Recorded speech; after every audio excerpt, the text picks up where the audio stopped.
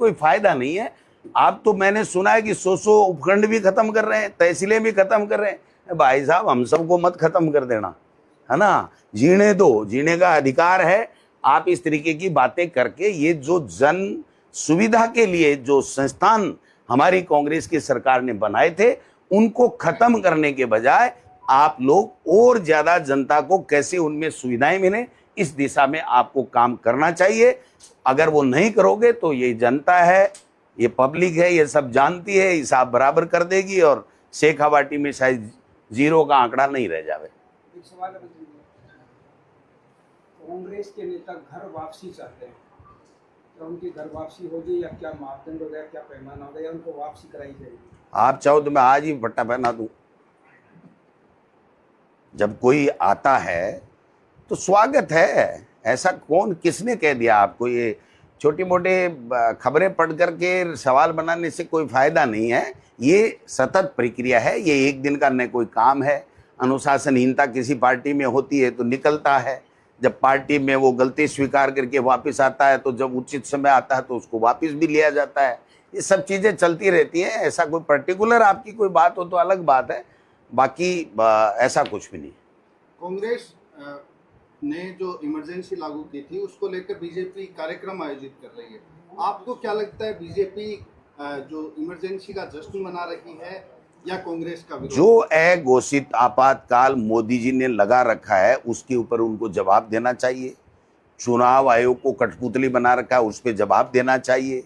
किसान आंदोलन में 700 किसानों की जानें ले ली, 15 महीने तक खून के आंसू रोते रहे, उसका मोदी जी को जवाब देना चाहिए। ईडी, इनकम टैक्स, सीबीआई का दुरुपयोग करते हैं, उसका जवाब देना चाहिए। बेरोजगारों को रोजगार की बात करते थे, उसका जवाब देना चाहिए। सरकारें तोड़ तोड़ करके अपनी सरकारें बना रहे हैं बिना जनाधार के, उसका जवाब देना चाहिए।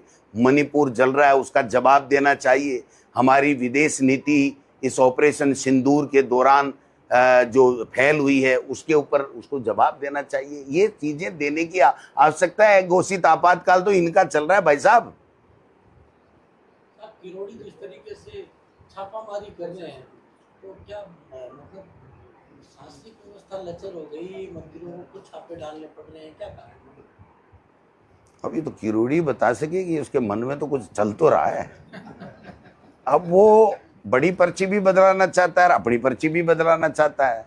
अब कौन सी पर्ची पहले बदले नहीं बदले, लेकिन मेरा ऐसा कहना है कि इस समय बरसात के समय में किसानों को की खाद बीज की अति आवश्यकता है, और उसको खाद बीज नहीं मिले और उसके बावजूद जा करके सारी की सारी कंपनियों को ही अगर आप कह रहे हो जैसे कि फर्जी हैं, तो फिर इस देश में गुजरात मॉडल यही है क्या कि गुजरात से सारी खाद नकली आ रही है, बीज नकली आ रही है?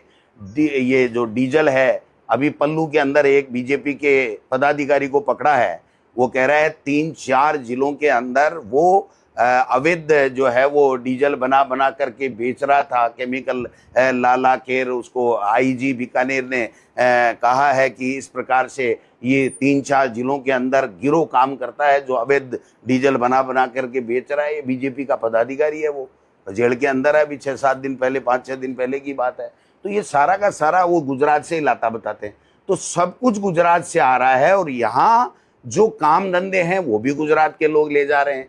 तो हमारे पास में क्या बचा है? थोते भाषण बचे हैं जो बीजेपी वाले दे देते हैं, और तो क्या गुजरात में सारे फ्रॉड ही हैं भाई। मैं तो सारे तो नहीं कहता, लेकिन जो आज तक पकड़े गए ना, और किरोड़ी जी का चिट्ठी मैंने पढ़ी है, उसमें इन्होंने कहा कि गुजरात से ये जो खाद और बीज जो नकली आ रही है वो गुजरात से आ रही है और पूरे देश में बिक रही है। तो अब किरोड़ी जी को तो सही मानना पड़ेगा। आप कहते हैं कि पर्ची सरकार है, यूडीएस मंत्री ये भी कह के गए हैं कि 1998 में परसाराम चेहरा कोई और था, मुख्यमंत्री कोई और था, दिल्ली से सारे परिपाटी रही है पॉलिसी। पर्ची देखिए, पर्ची इसलिए है कि एक हमारे संविधान में व्यवस्था है कि कोई भी सरकार जब बहुमत आता है तो वो विधायक दल की बैठक आयोजित करते हैं और उस विधायक दल के अंदर प्रस्ताव और अनुमोदन होता है और उसके बाद में जो है वो मुख्यमंत्री का चयन होता है, फिर तालियां भी बजती है। इसमें न तो विधायक दल की बैठक में कोई प्रस्ताव हुआ, न कोई अनुमोदन हुआ। एक राजनाथ सिंह जी ने पर्ची दी और उस पर्ची से वो बन गए, तालियां नहीं बजी तो फिर 2 मिनट बाद में कहा कुछ तो बजाओ। कुछ तो बजाओ, तो फिर तालियां बजी। तो जो इन्होंने नोटंकी की उसकी बात कर रहे हैं हम। तो फिर भी मुख्यमंत्री तो हमारा भी मुख्यमंत्री है। अगर मुख्यमंत्री जो काम करे उसकी प्रशंसा भी हम करेंगे, लेकिन काम मुख्यमंत्री जी कर नहीं पा रहे हैं, निर्णय कोई ले नहीं पा रहे हैं, मंत्री उनकी मानते नहीं है, मंत्री एमएलए की चलती नहीं है, और ब्यूरोक्रेट हावी हैं, और ब्यूरोक्रेसी पूरी की पूरी इस भ्रष्टाचार में लिप्त है। और कई कई बजरी माफिया, ये इनमें से भी जो है वो बीजेपी वाले भी काफी बन गए हैं। धीरे धीरे ये सारे इनके हथकंडे सामने आएंगे तो हम लोग चर्चा करते रहेंगे। धीरे धीरे नेता आजकल भविष्य वक्ता भी होने लगे हैं। आज आपके नेता अशोक गहलोत ने जोधपुर में कहा है कि मुख्यमंत्री जी संभल जाए, नहीं उनके लिए उनकी पार्टी में जयपुर और दिल्ली में दोनों जगह षड्यंत्र रचे जा रहे हैं। समय रहते समझ जाए, क्योंकि वो जवान है, पहली बार विधायक बने, और पहली बार विधायक बनकर मुख्यमंत्री बनना एक गौरव की बात होती है। तो मुख्यमंत्री जी ने, जो आपके एक्स सीएम है, उन्होंने घोषणा की है कि वो षड्यंत्र के शिकार हो रहे हैं। तो आप भी कभी कभी कहते रहते हैं, कई प्रकार की भविष्यवाणियां करते रहते हैं, आपका इस बारे में क्या मत है? देखिए, मुख्यमंत्री 3 बार रहे और उसकी बात के ऊपर मैं फिर टिप्पणी करूं या उसको पूरा एक्सप्लेन करूं या मैं नकारूं, मेरे में इतनी हिम्मत नहीं है या ताकत नहीं है या मेरे में इतना ज्ञान नहीं है। उन्होंने जो कुछ कहा अपने विवेक से सोच समझ के कहा होगा, लेकिन मैं ये कह सकता हूँ, गारंटी सहित कह सकता हूँ कि ये पर्चियां कायम नहीं रहेंगी। अगर ये पर्चियां कायम रहेंगी तो भाई साहब भगवान धनी है इस राजस्थान का। तो इतनी सी बात है। तो क्या समझे, ये पर्ची कब तक बदली जा सकती है? भाई साहब कुछ भी हो सकता है। देखो सर, आप ये शुभचिंतक के रूप में बोल रहे हो, मतलब क्या है? वैसे मैं राजस्थान की जनता के हित में बोल रहा हूं कि उनको थोड़ी तकलीफ हो, करंट लगे, उनको थोड़ा गुस्सा आए, वो लोगों का काम करें, क्योंकि 5 साल तो यही रहने हैं, बीजेपी रहनी है। तो जब बीजेपी रहनी है तो काम होना चाहिए जनता का, तो इसलिए बोलता हूं मैं। तो बाकी देखो, जो चीज मैं बोलता हूं फिर हो आ जाती है आगे चल करके। कांग्रेस पार्टी में आप अध्यक्ष हैं प्रदेश में, अभी बहुत कुछ अच्छा नहीं चल रहा है। मसलन खबरें आती है कि आपका युवा संगठन, युवक कांग्रेस, एनएसयूआई सब बिखराव में है, बल्कि आपसे सलाह भी नहीं लेते, आपसे जुड़े हुए भी नहीं है। पिछले दिनों निर्मल चौधरी की घटना के अंदर बहुत सारी चीजें सामने आई है सोशल मीडिया में देखने में। आप इसके बारे में क्या कहेंगे संगठन को लेकर?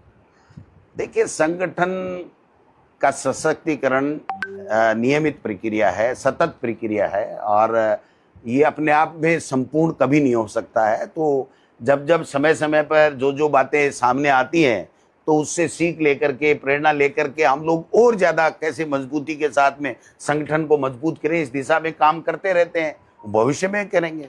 रोहन जी, राजस्थान की कानून व्यवस्था को कैसे लगता है? 7 दिन तक एक डॉक्टर को धरना देना पड़ा है सर, उसकी मृत्यु को लेकर। भाई साहब, कानून व्यवस्था को तो कॉलोनियां ध्वस्त करने का प्रयास कर रही है सरकार। कानून व्यवस्था तो 0 सन्नाटा है राजस्थान में। कांग्रेस इसको लेकर क्या कर रही है? कांग्रेस तो जान देने को तैयार है हमारे नौजवानों के लिए, न्याय के लिए, किसान के लिए, बेरोजगार के लिए। संघर्ष हर जगह, संविधान बचाओ रैलियां कर रहे हैं, जा रहे हैं, कार्यकर्ताओं को प्रताड़ित कर रहे हैं, उनको संबल देने का काम कर रहे हैं। जो अन्याय हो रहा है, अत्याचार हो रहा है, आप देखिए बीकानेर के अंदर हमारा एक युवा साथी पीसीसी का पदाधिकारी रामनिवास कुकड़ा और सारे लोग जो किस तरीके से वहाँ पर आंदोलन कर रहे हैं। वहाँ पर 12 के अंदर प्रबोध जैन भाया एंड लोग कर रहे हैं। मैं सब जगह जा रहा हूँ, 28 तारीख को फिर मैं जोधपुर जा रहा हूँ। मैं और जूली जी आए दिन रात दिन लोगों से मिलते हैं, जाते हैं, संघर्ष करते हैं। हमारे अग्रिम संगठनों के जो पदाधिकारी हैं वो संघर्ष करते हैं। तो मैं समझता हूँ कि सरकार नाम की कोई चीज़ नहीं है, ये सरकार नहीं सर्कस है, और ये आपस में एक दूसरे को नीचा दिखाने का काम कर रहे हैं। जनता से या जनता की भलाई से या जनहित की योजनाओं से इनका कोई दूर दूर तक, किलोमीटरों तक कोई वास्ता नहीं। एक अंतिम सवाल, आपने बताया दिया कुमारी और किरोड़ी लाल लगे हुए हैं पर्ची बदल रहे, तो और कौन कौन है, किस तरीके से, क्या किसी कोई भी बता सकता और क्या अंदरूनी राजनीति और क्या कहना चाहिए? भाई साहब, ये तो सारे ही मुख्यमंत्री बने बैठे हैं। हर आदमी कह रहा है जब भजनलाल जी बन सकता है तो मैं क्यों नहीं बन सकता। तो सारे ही मतलब जो है वो नए वाले, पुराने वाले कह रहे हैं नए की लीडरशिप नहीं मानेंगे, पुराने नए वाले कह रहे हैं हम भी बन सकते हैं। तो ये जो सर्कस चल रहा है ना, ये राजस्थान के लिए ठीक नहीं है, इसको ठीक करना चाहिए। और ऊपर से एक संदेश देना चाहिए आकर के। अब वो नड्डा जी आए, बिखेर गए रायता। नड्डा जी आके गए, इसको मत मानो, ये भजनलाल कुछ नहीं है, इसको मत मानो, हमारी विचारधारा को मानो। अब विचारधारा कहीं दिखती नहीं है, वो आरएसएस की विचारधारा होती है, वो आरएसएस वाले दिखते नहीं है, कहीं भी पीछे से ही पर्चियां भेजते रहते हैं, काम कराते रहते हैं। इसलिए क्या बताएं। सर आखिरी सवाल मान लो चुनाव है, कांग्रेस चुनाव है ना भाई साहब, आज ये रही उस पर प्रधानमंत्री और बीजेपी ने इसको करवा कर आपके मुद्दे को छीन लिया। कहाँ करवाया, अभी कहाँ कराया जातिगत जनगणना? जनगणना करा रही है, नोटिफिकेशन पढ़ो। हम जातिगत जनगणना करवाएंगे इनसे, मजबूर करेंगे इनको। भाई साहब आज चुनाव है जना, टाइम भैया बंद कर दो यार।